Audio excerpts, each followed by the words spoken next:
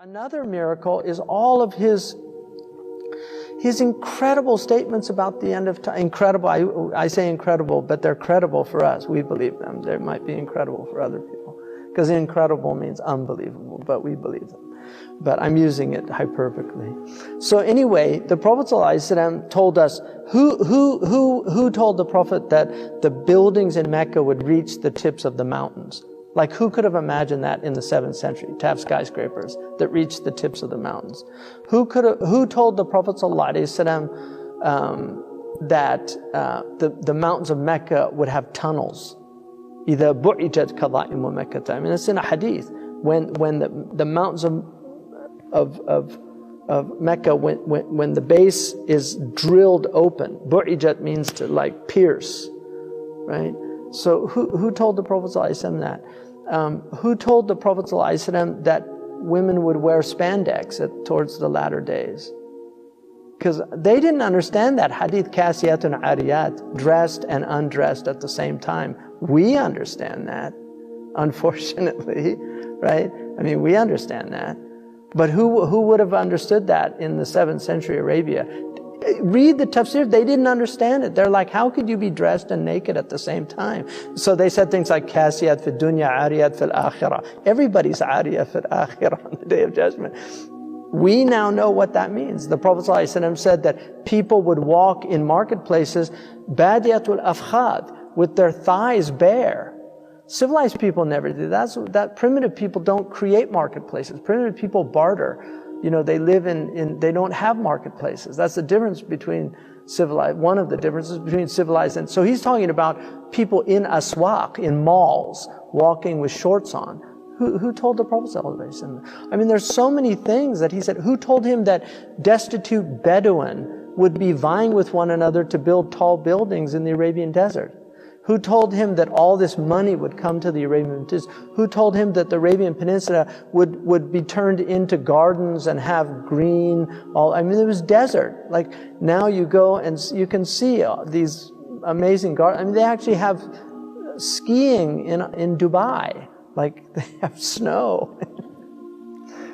So all these things, I mean, the Prophet ﷺ, he told all these things, and I'm just like, you read the signs of the end of time and you're like, it's not like Nostradamus, you know, where it has to be interpreted. These are like clear signs.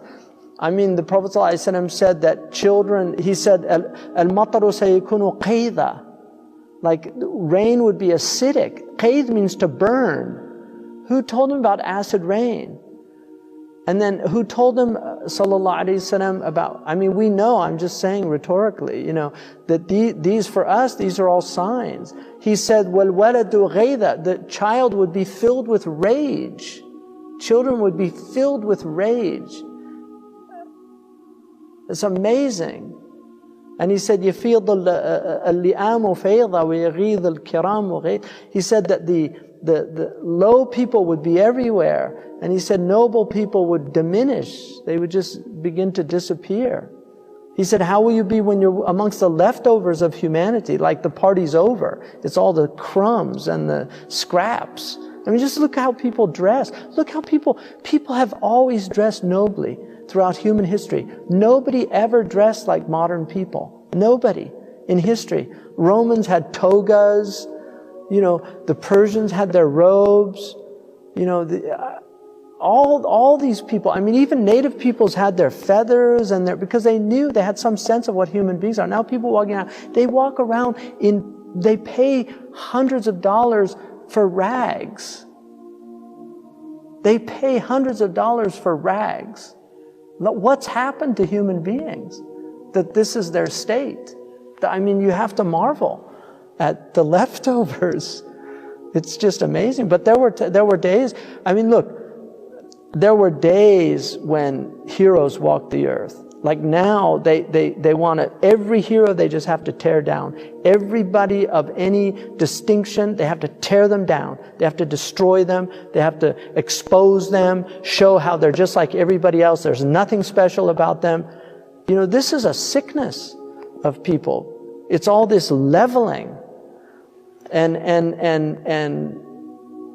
you know, there were great people, and I've sat with sanctified souls. I know it. I've been in their company. I've been in their presence. I've felt their hal, you know. So these are real. They're real. And the awliya are real. The people of Allah are real. And the lovers of the Prophet ﷺ, they know what they have, and they know what they have in their hearts. And the people that don't have that, they don't know. But Abu Hanifa said, if kings knew what we had, they would send their armies to take it from us.